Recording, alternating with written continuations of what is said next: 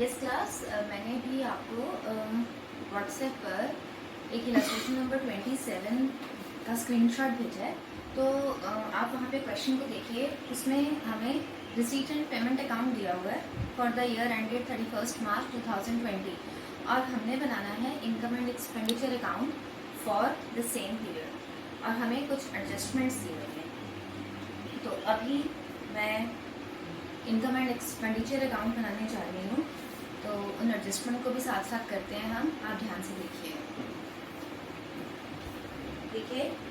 This is the format. सबसे पहले हमें जो भी क्लब का नाम होता है, सबसे पहले हमें उस क्लब का नाम लिखना है ऊपर, जो भी क्लब है ये, और फिर हमने लिखना है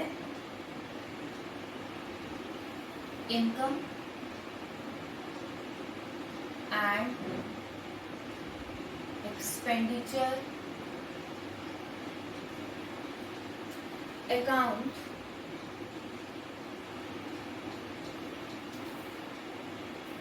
for the year ended for the year ended 31st March 2020। तो आपके साथ मैं आपको पहले भी बता चुकी हूँ, ठीक है, कि जो ये इनकम एंड एक्सपेंडिचर अकाउंट है ये नॉमिनल अकाउंट होता है। नॉमिनल अकाउंट का क्या रूल होता है? नॉमिनल अकाउंट का रूल होता है debit all expenses and losses, credit all incomes and gains. तो यहाँ पर क्रेडिट साइड और ये डेबिट साइड। तो इनकम मैंने क्रेडिट साइड पे लिखी है और एक्सपेंडिचर मैं डेबिट साइड पे लिखी है।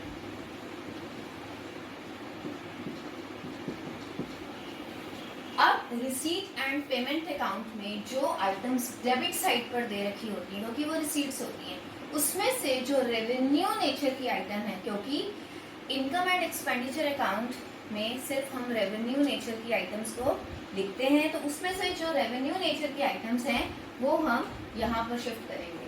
तो इसका मतलब रिसीट एंड पेमेंट अकाउंट में जो चीज़ हमने डेबिट पे देखी वो यहाँ पर क्रेडिट में लिखी जाएगी, उसमें से रेवेन्यू नेचर वाली। और जो क्रेडिट साइड पे है, क्योंकि वो हमारी पेमेंट्स हैं, खर्चे हैं, वो यहाँ पर एक्सपेंडिचर आ जाएगा और डेबिट साइड पे होगा। तो ये इसका ऑपोजिट रहता है। अब सबसे पहले मैं एक्सपेंडिचर साइड पर आ रही हूँ। सबसे पहले जो हमें दे रखी है आइटम, वो दे रखी है सैलरीज। उसमें रिसीट्स एंड पेमेंट्स अकाउंट में आपने देखा होगा लिखा है बाय सैलरीज। यहाँ पर क्या आएगा? To salaries. अब सबसे पहले मैं ये देखूंगी कि सैलरी से रिलेटेड कोई एडजस्टमेंट है। सैलरी से रिलेटेड कोई एडजस्टमेंट नहीं है, तो मैं सिंपली सैलरीज की फिगर 4,95,000 को आउटर कॉलम में लिख रही हूँ। उसके बाद है स्टेशनरी, मैंने यहाँ पे लिखा टू स्टेशनरी, और साथ में देखा क्या स्टेशनरी से रिलेटेड कोई एडजस्टमेंट है? बिल्कुल है। स्टेशनरी से रिलेटेड काफ़ी डिटेल में हमें दिया हुआ है। स्टेशनरी ऑफ अकाउंटेंट्स क्लब के बारे में उसका ओपनिंग स्टॉक दे रखा है और क्लोजिंग स्टॉक भी दे रखा है। क्रेडिटर्स का भी ओपनिंग बैलेंस दे रखा है, क्लोजिंग बैलेंस दे रखा है। एडवांस का भी ओपनिंग बैलेंस दे रखा है और क्लोजिंग बैलेंस दे रखा है। ओके, अब यहाँ पर मतलब हमें सबके ओपनिंग और क्लोजिंग बैलेंस दिए, लेकिन जब हम क्रेडिटर्स फॉर स्टेशनरी अकाउंट बनाते हैं तो एक आइटम हमें चाहिए होती है, what do we require to bank amount paid, payment made. तो वो पेमेंट मेड क्या है? अब ये जो पेमेंट साइड पे आपको जो बाय स्टेशनरी दे रखा है 89,700, this is what the payment has been made. अभी देखिए यहाँ पर मैं क्रेडिटर्स फॉर स्टेशनरी अकाउंट बना रही हूँ। I am preparing creditors for stationery account. ये हमारे वर्किंग नोट्स हैं। I am preparing working notes here. तो क्रेडिटर्स फॉर स्टेशनरी अकाउंट में सबसे पहले what do we write? Opening balance of creditors.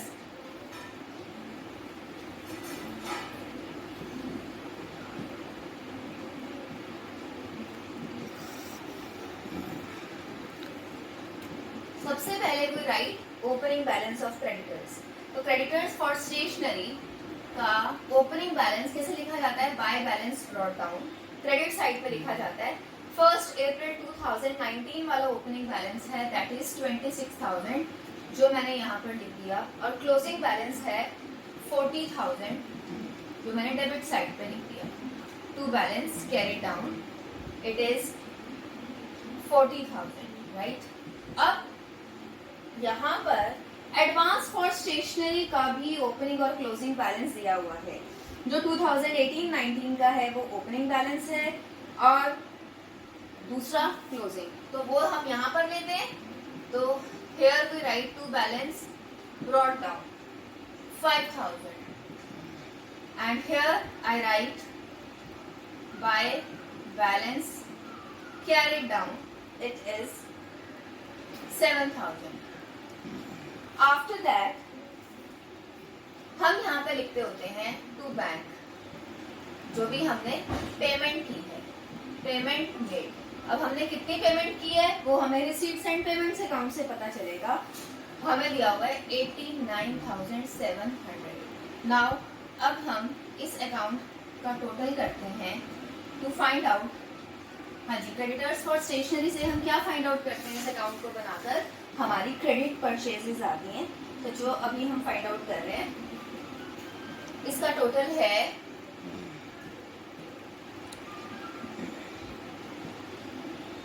1,34,700, 1,34,700। और इसकी जो बैलेंसिंग फिगर आ रही है बाय, उसको हम क्या लिखेंगे, by stock of stationery, by stock of stationery this is balancing figure. ये 1,34,700 में से 33,000 माइनस हो गए तो ये आ गया 1,01,700। This is our balancing figure. तो ये हमारी परचेजेस आ गई, this is our purchases. Okay, अब हमारे पास नेक्स्ट स्टेप क्या होता है, हमने स्टेशनरी कंज्यूम निकालनी है। हमने ये अकाउंट किस लिए बनाया, to find out credit purchases. हमारा मेन ऑब्जेक्टिव क्या है, हमारा मेन ऑब्जेक्टिव है to find out the amount of stationery consume. और उसके लिए क्या होगा, stationery consume statement showing stationery consume. उसका फॉर्मूला क्या होता है, वो होता है ओपनिंग स्टॉक प्लस परचेजेस, और इसमें दोनों परचेजेस आती हैं, कैश भी और क्रेडिट भी। Opening stock plus purchases minus closing stock. तो यहाँ पर पहले मैं फॉर्मूला लिख रही हूँ, opening stock plus purchases minus closing stock. अब ओपनिंग स्टॉक हमें दिया हुआ है 5,000, परचेजेस यहाँ पर कैश में तो नहीं, ये क्रेडिट वाली निकाली है हमने 1,01,700। और हमारा जो क्लोजिंग स्टॉक है वो है 30,000। तो अब हम इसको सॉल्व करें अगर, तो ये हमारी जो फिगर आ जाती है तो स्टॉक ऑफ स्टेशनरी कंज्यूम्ड है, it comes out to be 76,700। तो ये जो 76,700 हमने कैलकुलेट किया ये जाएगा इनकम एंड एक्सपेंडिचर अकाउंट में। तो स्टेशनरी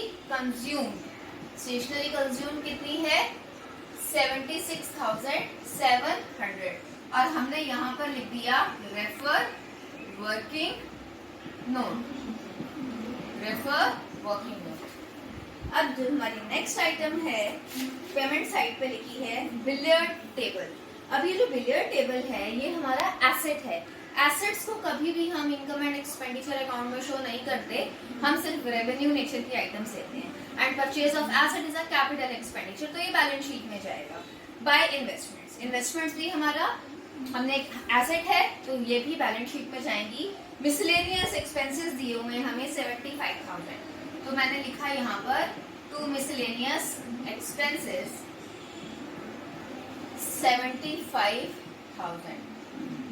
उसके बाद है furniture is also an asset, so will be taking it to balance sheet only.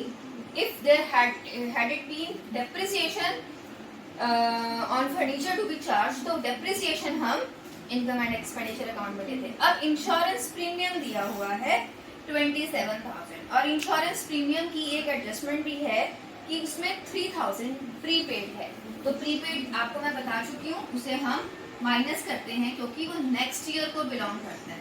To insurance premium it is given 27,000 less prepaid 3000, तो हमने आउटर कॉलम में लिखा 24,000। अब उसके बाद बाकी दिया हुआ है cash in hand and cash at bank का ओपनिंग एंड क्लोजिंग बैलेंस दिया हुआ है, तो वो हमने यहाँ पर नहीं लेना है। अब हम इनकम साइड पे आ रहे हैं। इनकम साइड पे हमने जो रिसीट साइड के आइटम्स हैं वो देखनी है रेवेन्यू नेचर की। पहली है बाय सब्सक्रिप्शंस। सब्सक्रिप्शंस हमें दे रखी हैं 15,24,000। अब इसके एडजस्टमेंट ध्यान से देखिए। सब्सक्रिप्शंस के बारे में हमें दे रखा है सब्सक्रिप्शंस इन एरियर्स मतलब जो ड्यू है लेकिन अभी नहीं मिली, फॉर द ईयर एंडेड 31 मार्च 2020 1,35,000। इसका मतलब this is outstanding for the current year and subscriptions received in advance during the year ended 31 मार्च 2020 39,000। इसका मतलब ये करंट ईयर की आउटस्टैंडिंग, करंट ईयर में अगले साल के लिए हमें दिया गया है। तो सबसे पहले तो हमने एरियर्स आउटस्टैंडिंग वाला वो ऐड कर दिया।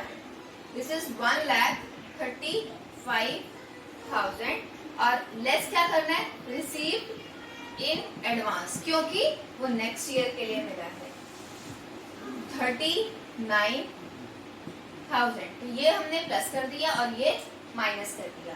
तो हमारे पास जो सब्सक्रिप्शन की अमाउंट हमने जो लिखनी है दैट इज 16,20,000। उसके बाद हमें जो नेक्स्ट आइटम दे रखी है वो है डोनेशंस।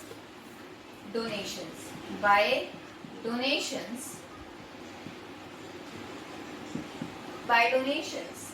इसके लिए कोई एडजस्टमेंट नहीं है और ये कोई स्पेसिफिक डोनेशन नहीं है for building fund for library, ऐसा कुछ नहीं है, ये जनरल डोनेशन है।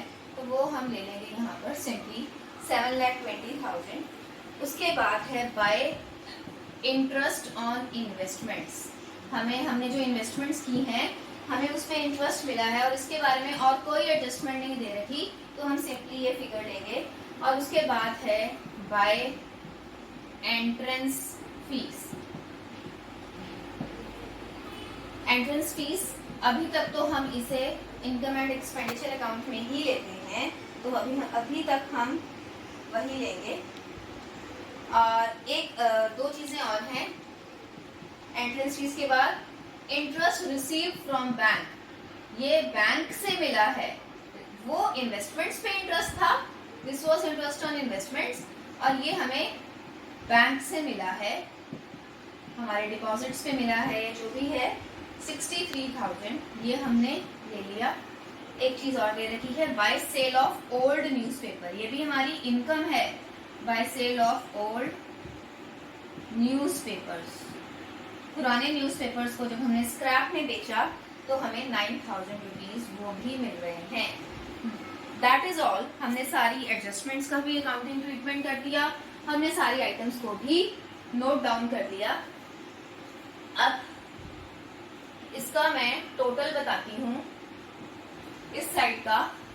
दिस इज 23,40,000 प्लस 18, 23,58,000, और उसके बाद 23,58,000 प्लस 72, 23,58,000 प्लस 72,000,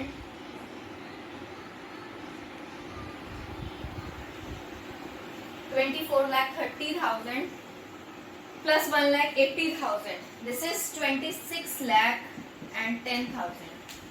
ये मैं दोनों साइड पे लिख रही हूँ 26,10,000. ओके, अब इन आइटम्स को माइनस करना है हमने और we will be getting surplus. To surplus it is 19,39,300. So this is our balancing figure 19,39,300. So this is how we have to attempt the questions of income and expenditure account कि हमें किस ढंग से income and expenditure account बनाना है. It's just like the thing that we did for profit and loss account in the last year. बस हमें अपने वर्किंग नोट्स क्लियर बनाने हैं. एक इसमें सब्सक्रिप्शन की एडजस्टमेंट आती है, एक इसमें मटेरियल्स कंज्यूम की एडजस्टमेंट आती है. आउटस्टैंडिंग एक्सपेंसेस होते हैं तो वो ऐड हो जाते हैं, और अगर प्रीपेड होते हैं तो वो माइनस हो जाते हैं. वो इसलिए होते हैं कि ये अगले साल को बिलोंग करते हैं, इस साल को तो नहीं करते हैं, तो हम माइनस कर रहे हैं. आउटस्टैंडिंग वो क्या जो इस साल को ही बिलोंग करता है, बिकॉज हम ये जो अकाउंट बनाते हैं ये एक्रूअल बेसिस पर बनाते हैं. एक्रूअल बेसिस मतलब what ever the thing whatever things belong to this year should be taken here only. ठीक है, whether received or not, whether paid or not. So this is how we have to prepare income and expenditure account. I hope it is clear to you. Thank you.